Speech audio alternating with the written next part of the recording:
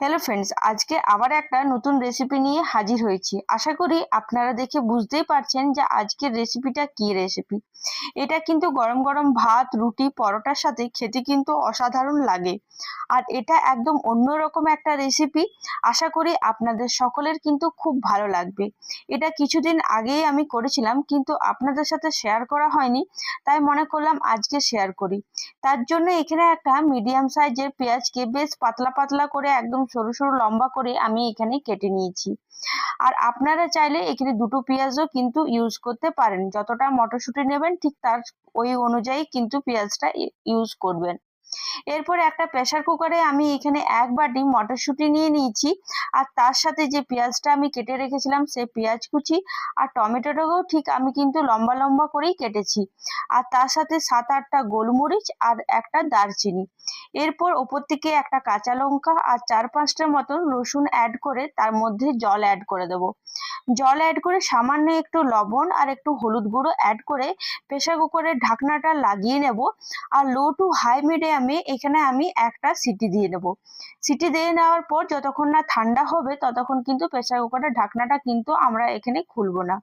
গ্যাসের আঁচ আবার অন করে তার মধ্যে একটা কড়াই চাপিয়ে 2 চামচ সর্ষের তেল অ্যাড করে দিলাম, আর 1 চামচ মৌরি আর 1 চামচ গোটা জিরে আর একটা শুকনো লঙ্কা অ্যাড করে দিয়েছি।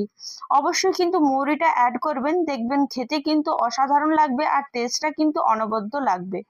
এরপর তার সাথে আমি কিছুটা আদা থেতো করে নিয়েছিলাম, সেই আদা থেতো আর 4-5টা মতন রসুনকে বেশ ছোট ছোট করে কুচিয়ে নিয়েছিলাম, সেই রসুন কুচিটা অ্যাড করে দিলাম। রসুনটা ভালো করে ভাজা হয়ে যাওয়ার পর আমি এখানে ছোট ছোট করে পেঁয়াজ কেটে রেখেছিলাম, সেই পেঁয়াজটা এখানে অ্যাড করে দিলাম।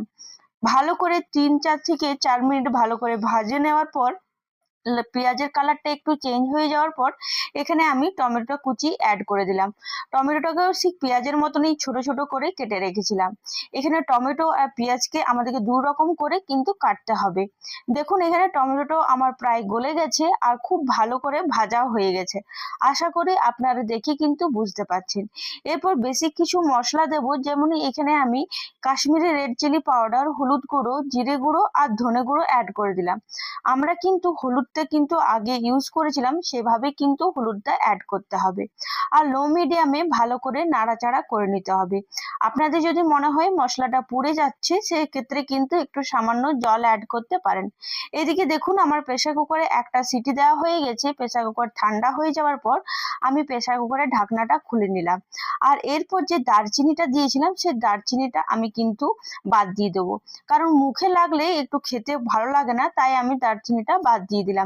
এবারে ভালো করে দেখুন মটরশুঁটি, টমেটো, পেঁয়াজ সবকিছু কিন্তু খুব ভালোভাবে সেদ্ধ হয়ে গেছে। এরপর এভাবে আমাদেরকে ডালটাকে ভালো করে মিশিয়ে নিতে হবে, যাতে মটরশুঁটিটা গলে গেছে একটু, যাতে জলের সাথে ভালো করে মিশে যায়।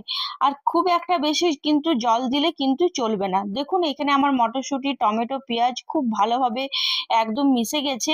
আশা করি আপনারা দেখে বুঝতে পারছেন। এরপর গ্যাসের আঁচ অন করে তার মধ্যে যে মশলাটা আমি ভেজে রেখেছিলাম, মানে পেঁয়াজ, টমেটো, রসুন যেটা মশলাটা ভেজে রাখলাম, সেটা এখানে অ্যাড করে আবার 2-3 মিনিট ভালো করে নাড়াচাড়া করে নেব। এটা করতে খুব একটা বেশি সময় লাগে না, আর সহজেই কিন্তু মটরশুঁটি এখন পেয়ে যাবেন। এরপর একটু ভালো করে ফুটে যাওয়ার পর ওপর থেকে একটু ধনেপাতা কুচি অ্যাড করে দেব, আর তার সাথে সামান্য একটু গরম মশলা অ্যাড করে দেব। আবার 2-3 মিনিট ভালো করে আমি এটাকে ফুটিয়ে নেব। বেশিক্ষণ এটা সময় লাগবে না। আর দেখুন খুব ভালোভাবে ফুটে গেছে। আর আরেকবার আপনাদেরকে দেখিয়ে দিই, দেখুন কি সুন্দর। এভাবেই কিন্তু জিনিসটাকে রাখতে হবে, বেশি জল দিলে কিন্তু পাতলা হয়ে যাওয়ার চান্সটা থাকবে। আশা করি আপনাদের সকলের কিন্তু খুব ভালো লেগেছে। যদি ভালো লেগে থাকে তাহলে অবশ্যই একটা লাইক কমেন্ট করতে ভুলবেন না। বাড়িতে ট্রাই করে অবশ্যই আমাকে কিন্তু কমেন্টে জানাবেন। এভাবে পাশে থাকুন। অসংখ্য ধন্যবাদ। আশা করি আপনারা সকলে খুব ভালো আছেন। কালকে আবার একটা নতুন কোনো ভিডিওতে আপনাদের সাথে দেখা হবে। আর আপনারা কি ভিডিও দেখতে চান অবশ্যই কিন্তু আমাকে কমেন্টের মধ্যে জানাতে পারেন।